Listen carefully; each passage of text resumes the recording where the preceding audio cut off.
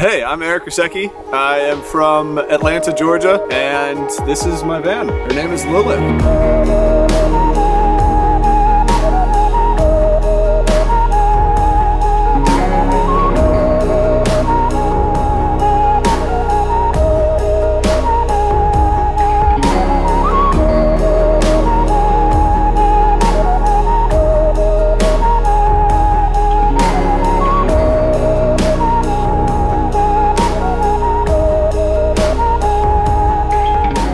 Start on the outside, give you a nice little tour. First thing you'll see, I keep my bike not typically outside. I did have it on the back for quite a while. Don't like the bike rack. A, it makes you look like a person who's living out of a van, and two, it gets rusty. So I typically just pop it right here in the front. Just rest it right on there, sits right behind. So easy way, allows me to have access to both doors. It is a double door, which is really nice when the warm weather. So when I was up in Connecticut or Pennsylvania in October, it was beautiful. Wonderful to work outside. I think it's a 158 2005 Dodge Sprinter. It is a two-wheel drive. Going around, just a trusty old engine. These 04s to I think 07s is right before they put in the regulations around emissions. So the diesel doesn't have any of the electronic issues that 08s and later have. So these are kind of known as the million-mile sprinters. They are awesome. I get about 21 miles to the gallon. I do drive slow, so I can cap out at 75 miles an hour. And if I go much faster, it starts swaying a fair amount in the wind. So being realistic, going about 65 miles an hour, 70. But yeah, awesome diesel engine. She has 450,000 miles, been an absolute champ. Moving around to the other side, we're gonna see another sliding door. You can see the back side of the kitchen. On the top, I do have an AC unit. It's a Dometic AC. I probably wouldn't recommend if anybody's looking into it. It has to be connected to shore power, or you have to have a massive electrical power system. Two, it just is a big thing. It adds an extra foot on top of a very tall van already, and it doesn't look stealth by any means, which for me, I have no problem camping in a city or doing any sort of street parking, so that just kind of screams a little different. I have one solar panel, one 100 watt solar panel. Definitely would be one of my next upgrades, either higher watts or probably actually more, just more surface area, more solar panels. You can see today is a cold, blistering cold and windy day. We don't have great sun today, so I'm not going to get a lot of solar, and you just kind of got to deal with it. So more surface area is what I would recommend. The previous owner who outfitted it had a rooftop deck put on there, so it is fun. That is where I do some stargazing, or it's just kind of nice. Sometimes it's nice to be high up, and then just a nice little ladder mounted on to there. So with that, we can go ahead and jump on inside. So first thing you'll see is the back side of the kitchen. This is, because it's cold, first thing that we'll see here, there's a little diesel tank. This is my diesel heater.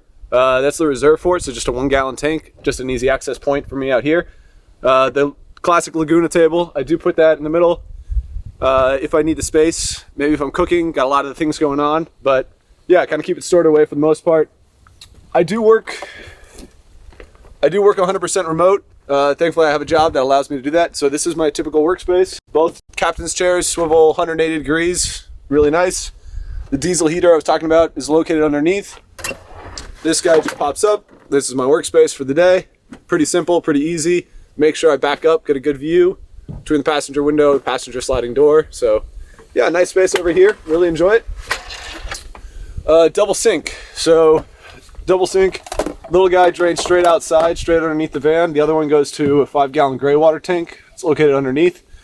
I really like the fact that it rolls straight out onto the ground, because especially for a lot of the things, I'm washing hands, maybe I'm cleaning a little bit of dishes, cleaning up fruit. It really just doesn't make sense to have to carry that much water around with you. And I mean, you're just putting water out there, so not feeling any guilt about it. The sink, it swivels inside outside. So this is in warmer climates. Give me an outdoor shower. I love to do a lot of trail running, so just a good way for me to rinse off after a run. Yeah, coming on in. Nice, perfectly fitted countertop or cutting board. A lot of big space, huge amount of space in there. And then cabinets. So just cabinets for here. So this is where I keep all my spices. Just a lot of spices, a lot of cups, plates, anything you need up there. I did find that these were just not strong enough. So they're pretty good, But once I hit a turn or something like that, or you hit one of those roundabouts on an interstate, those 360 loops just would pop out. So definitely recommend securing all your things around. Underneath the sink, you'll just notice some miscellaneous extra storage space, just extra doors for whatever I need. If you can't tell, I'm a big runner, so you got to store your running shoes somewhere. Yeah, and then like I said, the 5 water gallon, that's my gray tank, access to my diesel underneath. First aid, you just got to be smart, you got to be safe. Jumping back under, same thing, just a nice little rollout cabinet. So this is I really like this. This was something that the previous owner did. Just makes it really easy to access different things. Tons of storage underneath here. And then this is also where I keep, everything does fit perfectly. Once again, secure that. I also keep my classic 2-burner cook stove underneath there. Pop it up, cook no problem. Going in here, this is my dresser. Simple little IKEA thing. It is great. It is small, but don't need a lot of clothes. This is just laundry basket for me, keeping up some of the essentials. And then, yeah, the mirror is actually something that I would have never thought about, but it really does make the space feel a little bit bigger, and it is just kind of nice to have. So it is a luxury, but for me, it's well worth it, and it's nice to have some different family touches on there as well. Moving over here, just more storage. You can see this is also where I have my power station. So my monitor, AC power or DC power, and then my inverter to turn it on and off, located down here. And in here is just battery, so it's very tight. Don't recommend putting somewhere that is hard to access, because I have had to mess around with this once or twice. So I would suggest keeping this in an easily accessible area. And the amount of space that I'm losing in relation to it of storage isn't that much. So I highly recommend putting it somewhere that you have. And then just more miscellaneous storage. Moving on to the bed. So for me, it is a full queen size bed. It is a foam mattress. It is super warm. I have lots of layers on here, so I got a couple of quilts on because it has been getting down into, I don't know, what do you say, 20s today? It's maybe all of 30 right now, so definitely a little brisk. Bed is very comfortable. Nice little feature. The bed actually pops up on both sides, so it pops up here and it also pops up on the other side, so it can go like a taco. And then these also stay up. So on the back side over there, I'll pop that up and I can look back in the van and relax in the evening before going to bed. So really like this feature. And then I also like the fact that I can access a lot of storage underneath. So a lot of my camping gear or things that I may or may not access. It's also a nice little security area. Just keeps things out of sight, out of mind. And then of course it's just garage, everything else. Underneath here, that's just my Dometic fridge. It slides out. It's a double. So it's a 75-liter fridge, freezer on off. With it being so cold, thankfully I haven't had to turn it on. The Dometics are amazing. They suck up, I think it's about 5 amps an hour, if even, and that's keeping it at like 40 degrees. So I've been a big fan of them. Really nice. Right now I don't even have to turn it on, and the nice thing is that it's actually preventing my stuff from freezing because it's so cold outside. So with the one thing I forgot to mention, going back to the sink, I do have a 16-gallon fresh water tank that sits above the real wheel, and then I do have an electric pump that comes on. One of the features, unfortunately my water lines are frozen right now, but there is an electric switch that's right here that turns it on and off. That's been really nice because as you're driving, things will bounce and accidentally turn your water on, and the last thing that you want to be doing is going down the interstate and have water splurting out. So I really do like the electric pump. Just think about it when right now something that I'm struggling with is it's cold. So for me, I want to go skiing and I'm not going to have fresh water. So simple solution to that, just get some 5-gallon water jugs or a water jug, gallon water jug, keep it in your fridge, keep it somewhere just with a blanket around it. So a simple solution, but just something to be considered about when you run your water lines inside. The previous owner, he did some just whitewashed wood paneling on the side. Just a nice little detail on top. All LED lights that run throughout. Oh, there we go. So yeah, simple little lights. Just got some more bed lights with little USBs in the back. So LEDs, can't go wrong. Simple, easy. I have no problem with it. The wiring has been great. So with that, we can jump. We got one more thing up here that we can talk about. These curtains, when I was moving out of my apartment, I just had these extra curtains. I've actually really enjoyed these. This is just a rod sitting on top. And then I just untie these, I pull them closed. This is one thing is there's a lot of windows there. So in the wintertime, it's nice because that actually gets really, really cold. So this just becomes like a barrier that I can use.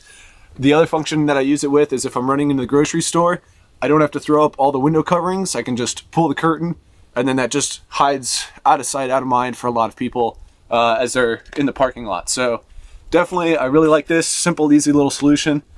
Yeah, moving on to some of the window coverings. So windows are tinted, but I do have a, so these are magnetic windows. There's the brand for you, Quest Overland. They fit perfectly. So this guy, they're magnetic. They just fit right up on the window, just like that. And they provide a little bit of insulation, but have the security, so I'm not worried about anybody being able to peek in while I'm sleeping. And then a couple of other features that they have on here. These guys actually have a little vented one, so it's nice for me to keep the bugs out. And then combine that with these guys. So this is just a little grate you can see on the front side, just the slotted grates here, so it prevents any rain or snow or anything getting in, but ventilation on the back side, so I don't have to worry about bugs or anything getting in. Put that on the window, combine that with this guy, and I've got a nice little current on the back side above my bed. There's a little max air fan, and so having that guy just pulling air out and these guys up in the summertime. I'm from Georgia. I've slept throughout Georgia. It gets pretty toasty, and this guy has been okay. You just have to remember that you're still in Georgia in the summertime, but it does provide a reprieve between these guys and those guys. I think that's about it for there. So same thing, same window coverings on the back. The doors do swing all the way around, magnetic, and then yeah, just more storage space. So just a lot of storage. This was a great idea. These are just extra shoe storage, some easy way of claiming some other miscellaneous space, just so that you're not losing anything. I find that I typically have too much room, actually. I know that it looks full right now, but I mean, it's just miscellaneous boxes and a lot of car gear. So I do all my own work on my van and definitely need to have your toolkit. So I would definitely recommend, if anybody is looking to get into this, know how to change your oil, know where certain things are, your battery, your alternator, check out your fuel lines, being able to just do a once over of your hoses to see if certain things, look at the common issues with the vans. So I know for this guy, one of the turbos, there's a, forgetting the valve, there's a classic problem that happens with it. So just do some research about the vans beforehand, know what's going on. All right, so like we said, 16-gallon water tank, fresh water tank. I barely go through that thing. I probably filled up that guy a month ago. Now, I do work remote because it's been cold. I've been staying with friends. I've been staying at a lot of coffee shops, so I haven't been consuming as much water, but I thought that I would need more water. I don't. I really, really don't, and you can fill up pretty frequently. So definitely be cautious of how much you think that you actually need, because it's a ton of weight, and then it just, if it gets cold, if it gets hot, and then it's just a lot of stagnant water. You also don't want to be carrying around water for 3 months. You want to kind of be flowing through it. So I don't typically fill it all the way up, maybe about halfway, and if even, barely go through that. So I use it mostly just for drinking and cooking. So I'm not also using any sort of bathroom or using it for anything else. Same thing on the bed, like I said previously on the other side. Bed pops up. So I typically will lay like that, put feet down, and then yeah, this is just a bunch of extra storage for the camping gear, more access points. And I think that about sums up the backside. So you've been on the road for how long? Since August. Do you get lonely on the road? Oh yeah, 100%. There's no doubt about it. For me, I've been very lucky, and I've probably stayed with over 20 different friends along the journey coming up and down the East Coast. So started from Georgia, went up through New York City, out to Maine, hugged the coast, came back across to New York City, out to Rochester, Niagara Falls, shot across Canada to Denver, or to Detroit. From Detroit, went up to the Upper Peninsula, came back, went out to Chicago, then St. Louis, and now Kansas City, onward to Denver. So it gets lonely for sure. For me, I work remote, so thankfully most of my days, Monday through Friday, I have lots of different coworkers.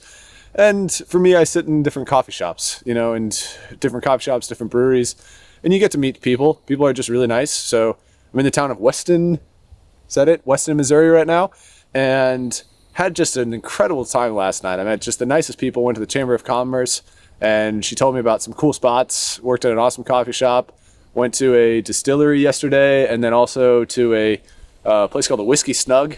Definitely a really cool spot, or O'Malley's around here. So, you know, once you actually start talking with people, and if you're not afraid just to say, make a comment, for example, about a Bills hat or a Braves hat or something like that, people are people, and people are nice. So definitely get lonely for sure, but especially in these smaller towns, it's very, very, very easy to make friends and to meet nice people. You mentioned you have your tools and you're handy. Have you broken down in this vehicle on the road? I'm going to knock on some wood. No, I have not. I will say that I did buy the van with the check engine light on, and I thought it was a turbo problem. Went through, replaced the turbo, tore the engine apart, couldn't find out what it was. And unfortunately, unfortunately, the mechanic found it. It was just a little extra tubing that somebody had put in place that was blocking the boost pressure sensor. So as soon as we removed that, it worked totally fine. She's been great ever since. Like I said, 450,000 miles. These 2004 to 2007 Sprinters. So even though it's a Dodge, it's a Mercedes engine underneath. And these guys are known as the Million Mile Club, and they are just absolute troopers. Just note that with the diesel engines, when it gets cold, she's going to take a long time for me to start up. So I'm probably going to have to crank on it for about 10 seconds before she'll start up. But as long as you keep your glow plugs in check and make sure that you just take regular maintenance, you'll have no problem with these diesel engines. This van has had a lot of work put into it as far as building it out. Yeah. Are you a fan of kind of the commercial builds or more of a self-build? I would say neither. I'm definitely say if you're going to build, you better know what you're doing. Because if you just talk about cost of things, like a battery is easily $1,000. If you talk about all the wiring with it, that's another couple. It can be another $1,000. So when it's all said and done, and if you know things, that's good. The previous guy who did this was a carpenter, so thankfully he did a quality job in it. But it's really, really hard to do and gets really expensive. And every video that I've watched, anybody I've talked to, always underestimates how much it's going to cost, the time and the difficulty of it. So remember that it is a piece of metal. There are no flat surfaces in a van, and it's a lot of cash flow if you have it. So also the other thing about it, make sure that you check out what you actually need. I think that's the other big thing. So for me, it was nice because I bought it. I could be on the road tomorrow, and don't get caught up on the other things. The price points, it wasn't that expensive, but you have to also know that you don't get trapped by different things. So you don't have the different luxuries. For me, I don't have a bathroom setup. I'm okay with that. And that's something in which case you really just got to evaluate what's important to you. You traveled the East Coast, you're heading west. Has anybody confronted you maybe while you were parked on the side of the road or anything like that? Thankfully for me, no. And the main reason is because I've been using the app iOverlander, which is an amazing crowdsource app. So it tells people will comment about where they've stayed, where it's safe, if they've had people who've come knocked on doors. I would say definitely check that out. Make sure you do your research. I've spent more time than I thought I would trying to figure out where I am going to park because, you know, I'm in a state park today. It's beautiful. Thankfully, it's pretty cheap, $20 a night. But, you know, if you do $20 or $30 a night, you know, that can be $800, $900 a month. So, you know, I've done a lot of stealth camping. And I've also stayed in quite a few Walmarts. So you just got to be comfortable, be smart about it. Just know where it is. It's part of the risk. So, you know, kind of get used to it. I would recommend for anybody who has a van, if you don't have a little backup camera, definitely getting that installed. That is a game changer, especially for me as I'm doing a lot of city camping. That is something that is a very nice feature as you're parallel parking. So just keeps an extra set of eyes. And yeah, with that, I think that's about it. Hey, thank you so much. Thank you.